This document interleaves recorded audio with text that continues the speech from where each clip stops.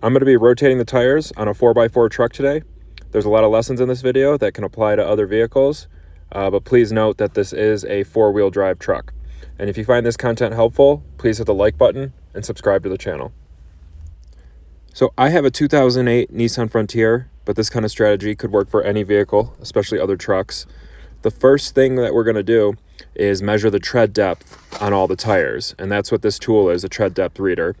It pushes down and then you push it down and it gives you a millimeter reading of how much tread is left on the tires. And since this is a 4x4 truck, we want the most tread on the back, on the rear tires, because sometimes it goes in 2-wheel drive and that's what drives the vehicle. So after taking the measurements, we have these millimeter readings on the corresponding tires, and we need to swap them basically opposite. So I'm going to do a rotation like this. It's not normal, but we are near the end of the tire life of these tires, and this will be the most beneficial towards me. Normally you want to follow a strategy like this, where you move the back up to the front and then rotate sides, because you want to continuously rotate the sides as you do tire rotations through the life of your tires. So I put a chuck under the tire that I'm not going to be lifting off the ground, and the tires that I will be lifting off the ground, I just loosen the lug nuts so that they can come loose. So you need to leave it on the ground to break the lug nut free, and then once it's in the air, you can easily take them off. So make sure you're jacking the vehicle on the frame or using the jacking points. You can see here I have a floor jack that I'm using, and then I'm going to put the jack stand under the designated spot, holding the vehicle up safely. And with the tire raised up, I can now undo the lug nuts the rest of the way with the drill to speed up time. And with the lug nuts off, you can take the wheel off. And we're going to inspect the tire. These are old tires and they only have a little bit of life left in them, which makes me question why I'm even rotating them. But there is more tread on the front right now, so we're going to make them last probably through the summer on the rear. And you can see this feathering on the edge. These are really need to be replaced, but we're going to get a few more months out of them. So that front tire is off. And we're going to put it on this rear tire on the other side also, that X pattern that we're going to do. So the wheel that's still touching the ground is still blocked, so the vehicle can't move. And I raise the back up using the rear diff, and using the same technique. I first broke the lug nuts on the ground, and then I use my drill to quickly remove the lug nuts. And then you take the tire off. And whenever you take a tire off, front, rear, left, right, inspect every brake component and every suspension component just to make sure there's nothing going on.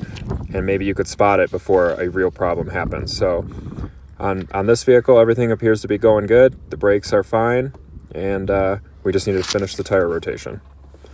So I took that rear tire up to the front, and these heavy tires are sometimes hard to set on because they like to fall off while putting the lug nuts on, but just get those lug nuts on straight and don't cross thread so that they go on nice and smooth. You shouldn't have any resistance from the lug nut. And that's why I put it on by hand to make sure that my drill doesn't cross thread them. So I'm very careful, and once I know they're on, I tighten them down with the drill to save time.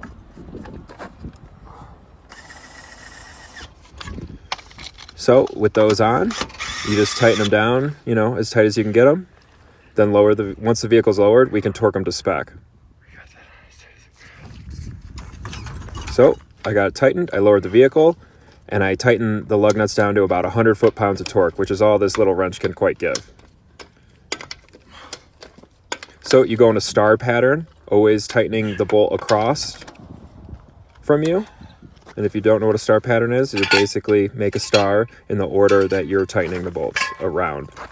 Don't work your way around, go across. So I tighten down the front one also.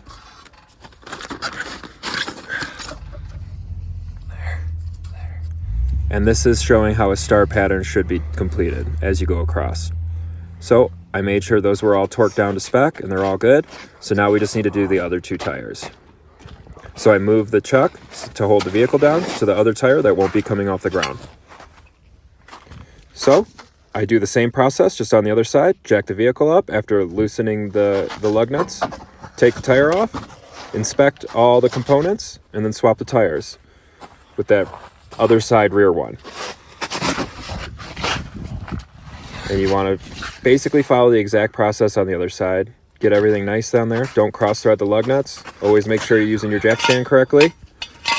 And there you have it.